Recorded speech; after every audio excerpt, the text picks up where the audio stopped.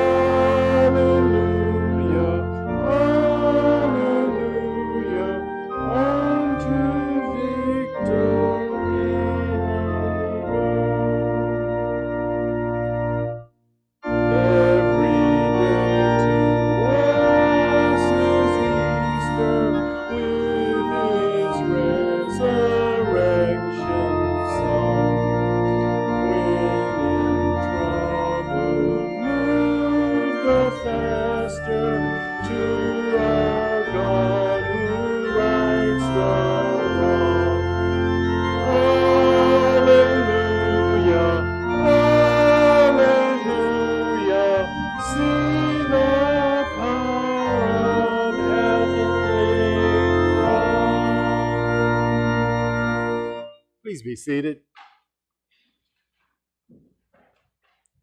Happy Easter. He is not here. He is risen.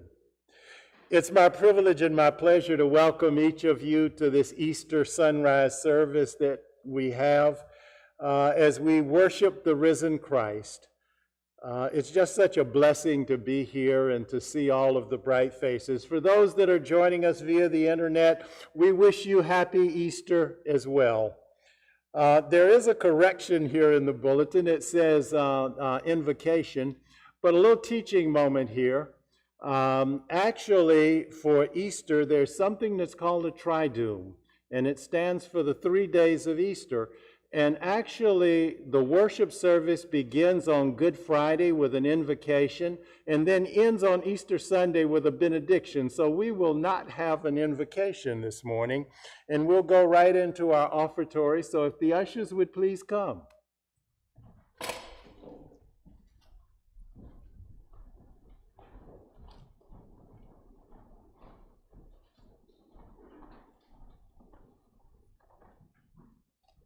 Let us pray. Most gracious and eternal God, we thank you for the gift of Jesus. We thank you that the tomb is empty, that there is a risen Christ. And Lord, we give back out of that which you have materially blessed us with, that someone might come into a knowledge of the risen Christ, that they might have the knowledge to know that the tomb is empty, that he is not there, that he is risen, and that they might share the salvation that comes. We ask these things, we lift these prayers up, we do it in Christ's name. Amen.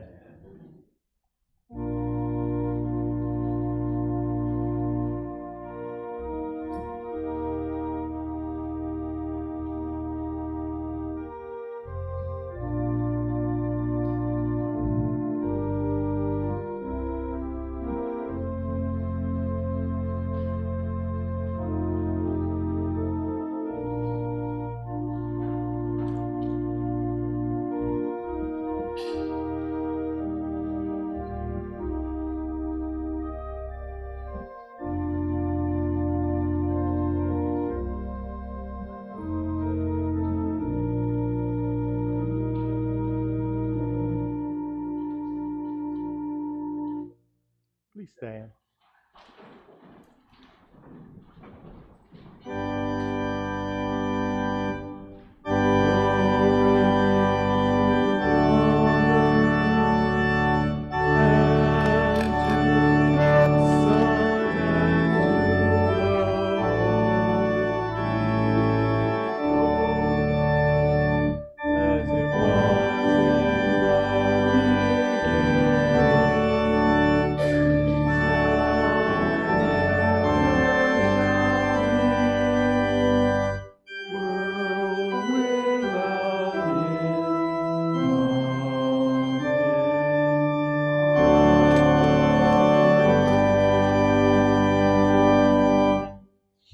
If you'd please remain standing as we affirm our faith together, the Apostles' Creed, number 881 in the hymnal.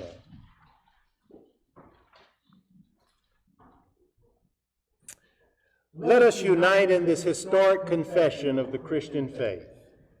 I believe in God the Father Almighty, maker of heaven and earth, and in Jesus Christ, his only Son, our Lord, who was conceived by the Holy Spirit, born of the Virgin Mary, suffered under Pontius Pilate, was crucified, dead, and buried. The third day he arose from the dead. He ascended into heaven, and sitteth at the right hand of God the Father Almighty. From thence he shall come to judge the quick and the dead. I believe in the Holy Spirit, the Holy Catholic Church, the communion of saints, the forgiveness of sins, the resurrection of the body, and the life everlasting. Amen. Let us sing together now, Spirit of the Living God, hymn number 393.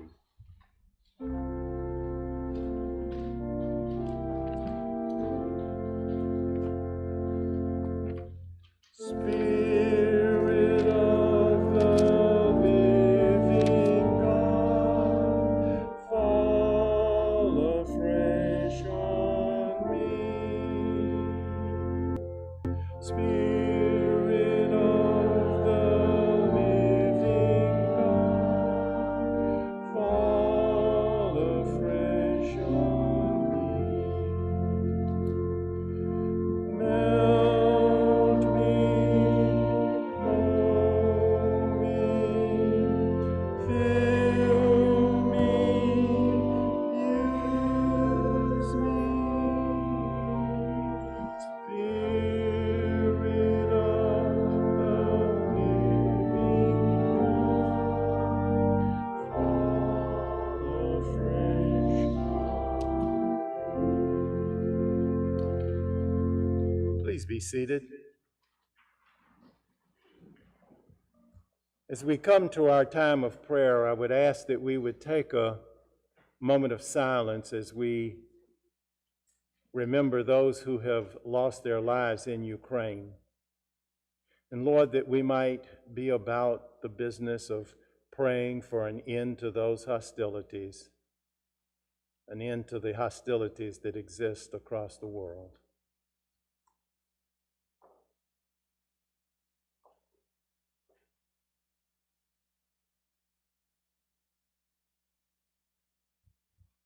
Most gracious and eternal God, we come this morning, and we come with a spirit of gratitude. We come with a spirit of gratitude for the gift of your Son, Jesus Christ, a gift of gratitude for the suffering that he endured on Calvary's cross, a sense of gratitude for the empty tomb and the victory over sin and death. And Lord, we praise you. We praise you that you have touched us this morning, that you have allowed us to come out to this place and to worship you in spirit and in truth. We praise you because you alone are worthy for praise. But Lord, we come today with a long list of petitions. Lord, we pray for those who fight the battle in Ukraine, a battle for democracy. And Lord, we pray that you might touch those like Vladimir Putin who are the aggressors. Lord, who appear to us to be like the pharaohs of those who enslaved the Hebrew children. And we ask that you would touch their hearts, that their hearts might be softened, that they might not be hardened. Lord, we pray for the church. We pray for the church in this country, that it might be about the mission of making disciples, that it might not ever lose its way to proclaim the risen Christ, that it might be about the business of sharing the good news of the salvation that you have provided through this Jesus who was crucified. Lord, we pray for those who wrestle with illnesses and that you would touch them with your healing finger. We pray for those who have walked ever so closely to the valley of the shadow of death and that have been healed. We pray for those who lie today in places where they need healing and just ask that you would touch them. Lord, for those families that have lost loved ones, we ask that you would give them the assurance that death is not the end, but rather just an exit ramp from one life to another, to a better life. And Lord, we look forward to that day when Jesus returns and we will all be called, and there'll be a getting up, and we'll have a great family reunion. Lord, we pray for this church and the impact that it might have in this community. We pray for the ministries that will be started, that they might reach those who don't know you. Lord, we pray for each other. We pray for each other that the love that we have that comes from you might be shared. And we pray now the words that Jesus gave us in the model prayer. Our Father, who art in heaven, hallowed be thy name. Thy kingdom come, thy will be done, on earth as it is in heaven. Give us this day our daily bread, and forgive us our trespasses, as we forgive those who trespass against us. And lead us not into temptation, but deliver us from evil. For thine is the kingdom, and the power, and the glory forever. Amen. Once again, I'm going to ask you to stand and let us sing together this hymn of the church, Up From the Grave He Arose. It's number 322.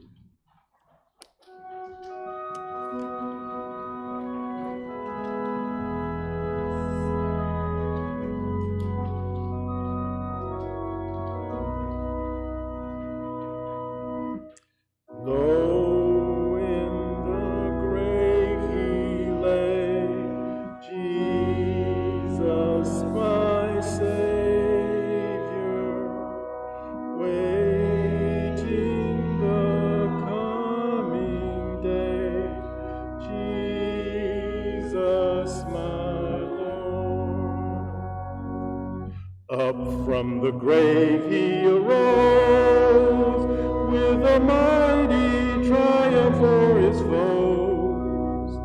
He arose a victor from the dark domain, and he lives forever with his saints to reign. He arose, he arose.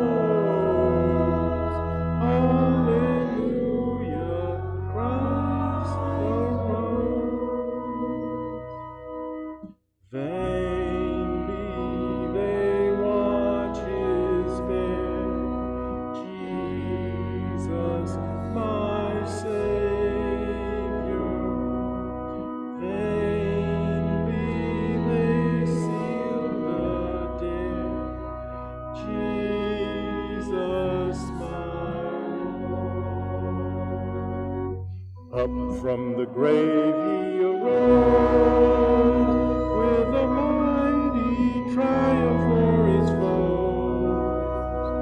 He arose a victor from the dark domain, and he lives forever with his saints to reign.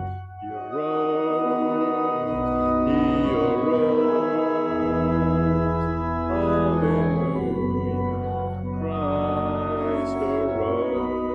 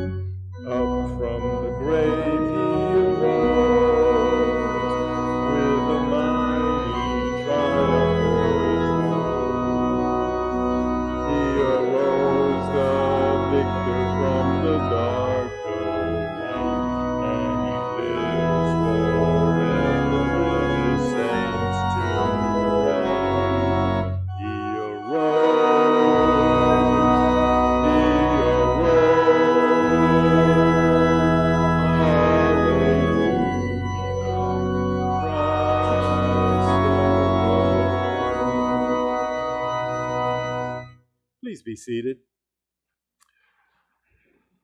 Our scripture lesson this morning comes from the Gospel according to Luke, and I'll be reading in the 24th chapter, the first 8 verses.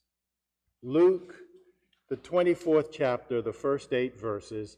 And if you want to follow along in the Pew Bibles, it's on page 84 in the New Testament section of the Pew Bibles. So hear what Dr. Luke records. But on the first day of the week, at early dawn, they came to the tomb, taking the spices that they had prepared. They found the stone rolled away from the tomb, but when they went in, they did not find the body. While they were perplexed about this, suddenly 2 men in dazzling clothes stood beside them. The women were terrified, and they bowed their faces to the ground. But the men said to them, "Why do you look for the living among the dead?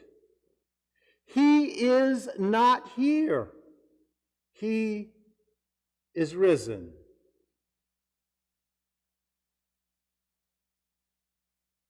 But remember how he told you while he was still in Galilee that the Son of Man must be handed over to sinners and be crucified, and on the 3rd day rise again.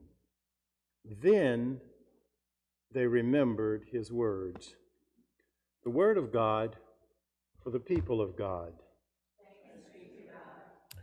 Last Sunday, we traveled with Jesus and Jesus' followers from the parade of Palm Sunday to the cross of Golgotha. And as we traveled with them, our refrain as we stood at the foot of the cross was this: it's Friday, but Sunday's coming.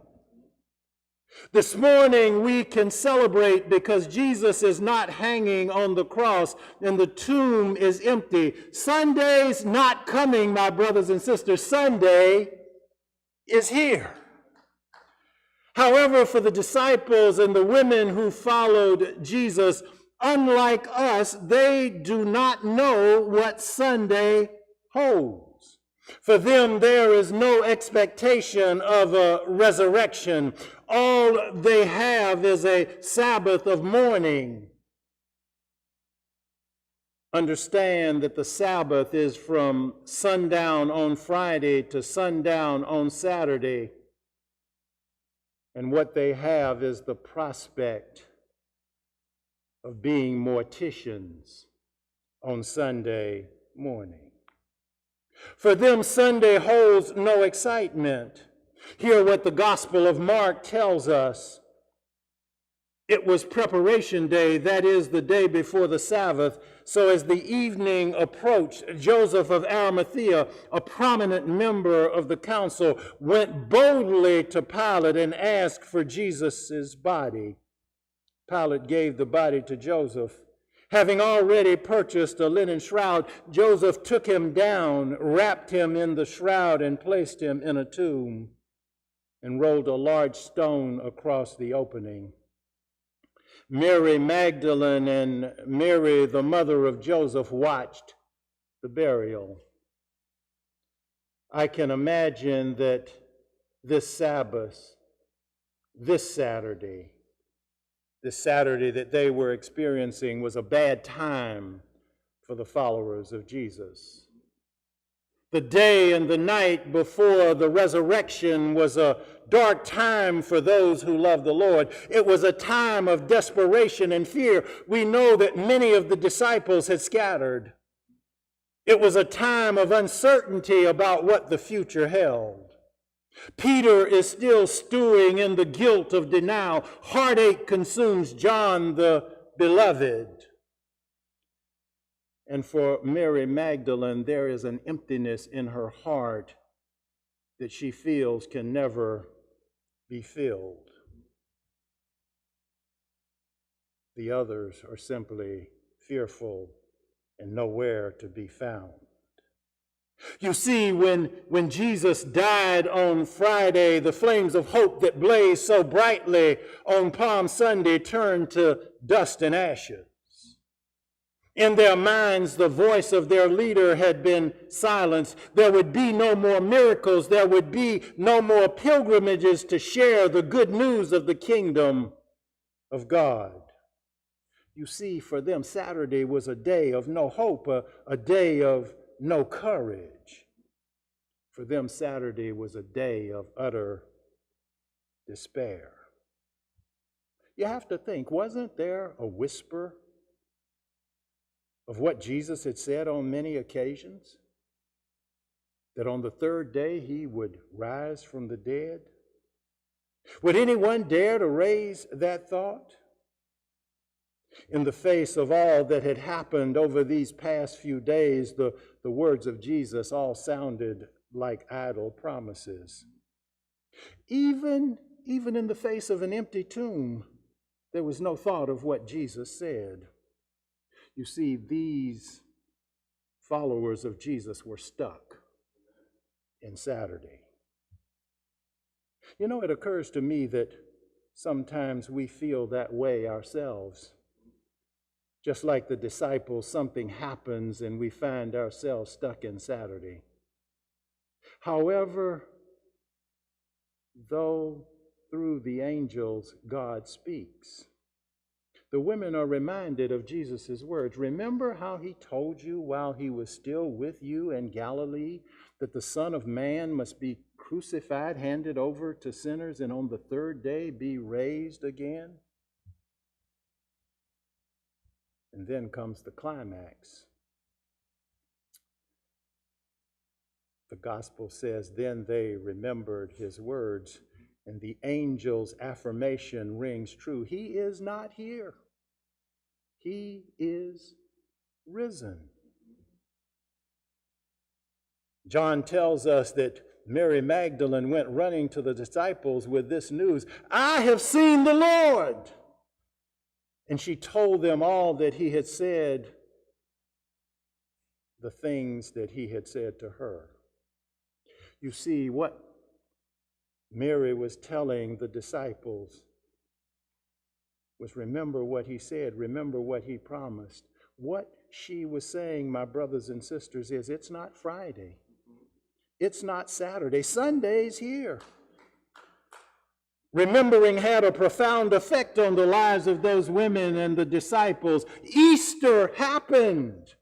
They were transformed from cowardly and frightened, timid followers at Jesus' death to bold, courageous evangelists who risked their lives to share the good news of salvation, to tell the world that the tomb is empty, that the Lord is risen. Jesus is alive. This journey from Good Friday to Easter Sunday is a metaphor for the experiences of our own lives. We have those Good Friday moments when it seems that all is lost. Hope settles and the ashes from a day-old fire is the way it seems. The diagnosis comes back and our worst fears are realized. The love of our life says that I don't love you anymore. I found someone else. Our child or someone we loved is addicted to alcohol or drugs. We've put our hope or our trust into someone, and either they let us down or worse, they die. Mother, father, son or daughter, husband or wife is lying in the casket, and the promises of God seem so distant. Dare we think or speak of the family reunion that Jesus promised, or the peace that passes understanding? We find ourselves stuck on Saturday. Let me ask you the question this morning. Have you ever felt that way? Have you ever felt like you were stuck on Saturday?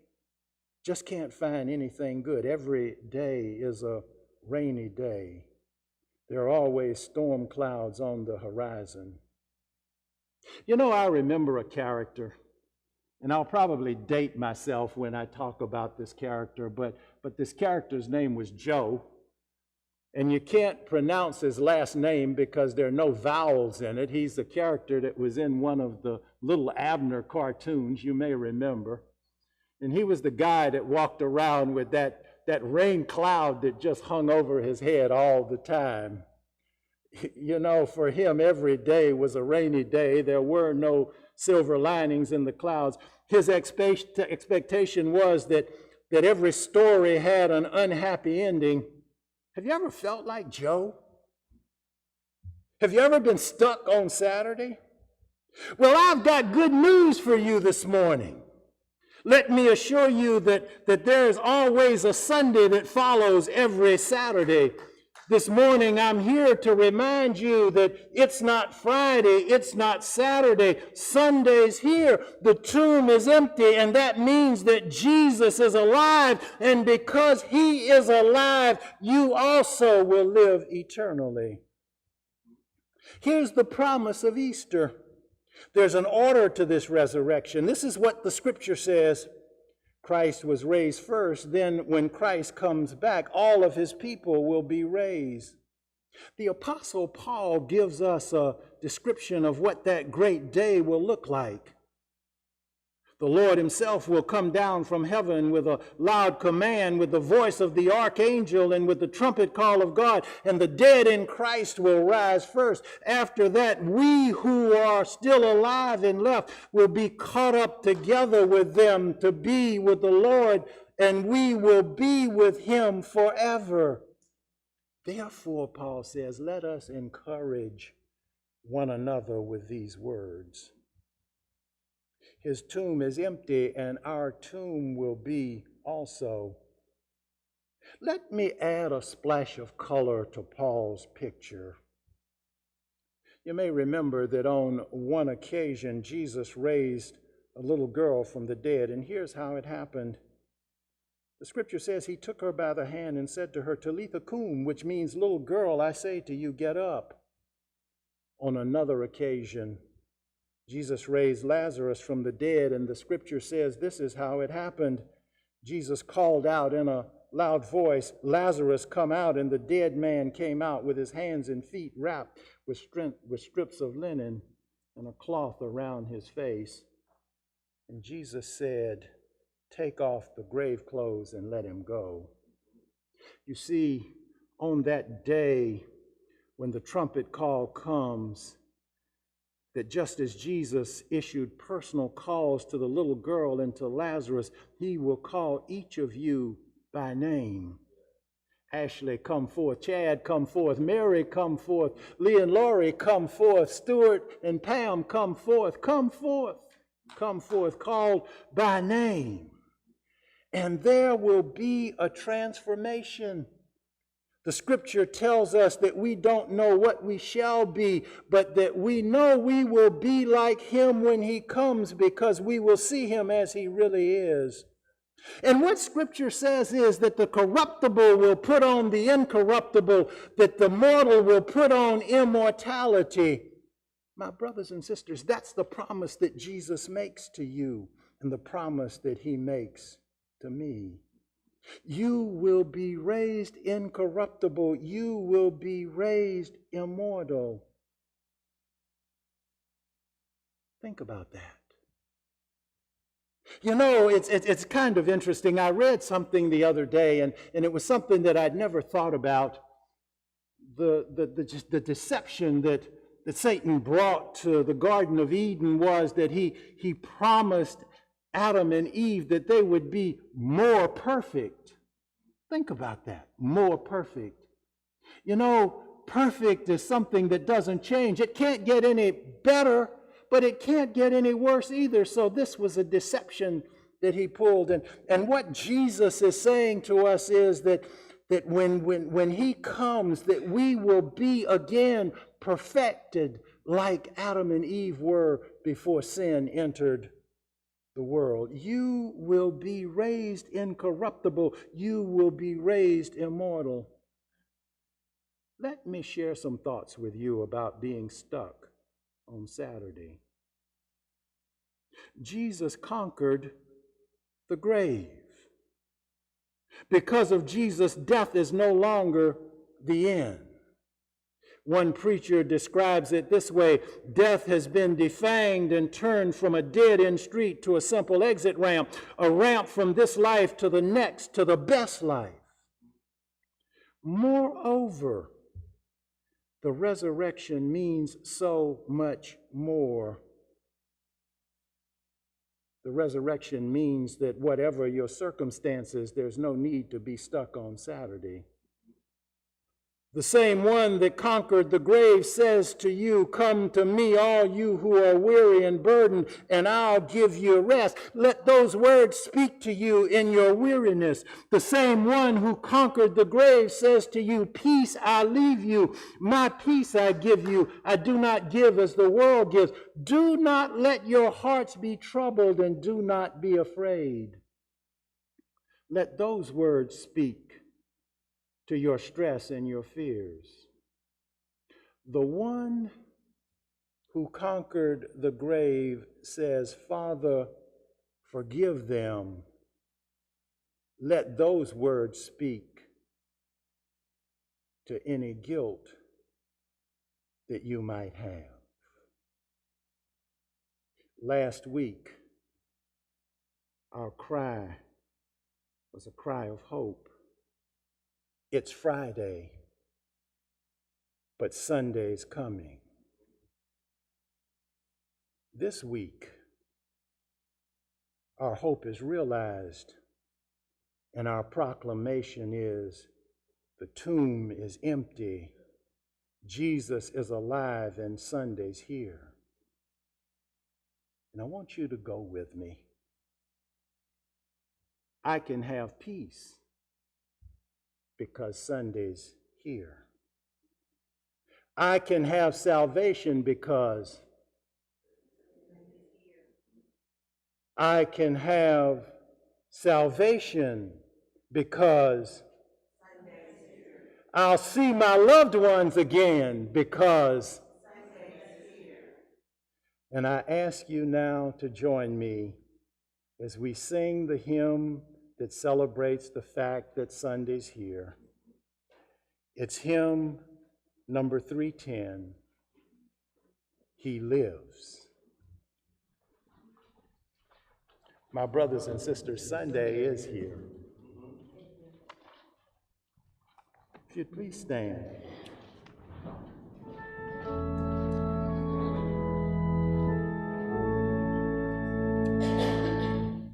I serve a risen Savior, He's in the world today. I know that He is living, whatever foes may say. I see His hand of mercy, I hear His voice of cheer, and just the time I need Him, He's always near. He lives, Christ Jesus lives today. He walks with me and talks with me along life's narrow way. He lives, Christ Jesus lives today. You ask me how I know He lives within my heart. In all the world around me, I see His loving clear, and though my heart grows weary, I never will despair. I know that He is leading through all the stormy blasts. The day of His appearing will come at last. He lives,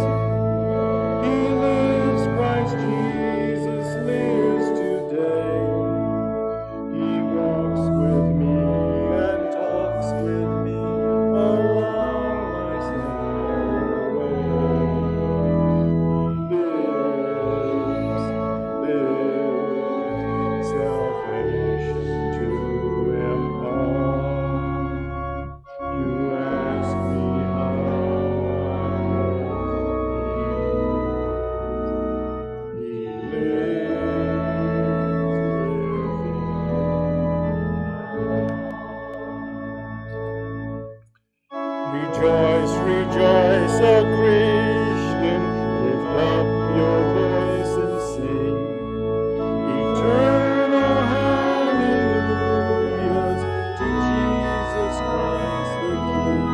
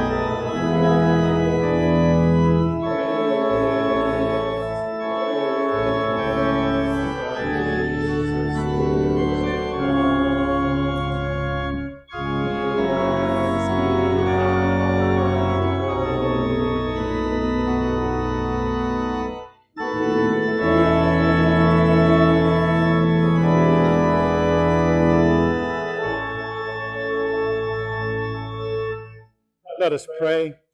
Almighty God, through Jesus Christ you overcame death and opened to us the gate of everlasting life. Grant that we who celebrate the day of our Lord's resurrection may by the renewing of your Spirit arise from the death of sin to the life of righteousness through Jesus Christ our Lord. And God's children all said, Amen. Let us sing together our closing hymn, Christ the Lord is risen today, verses 1, 2, and 4.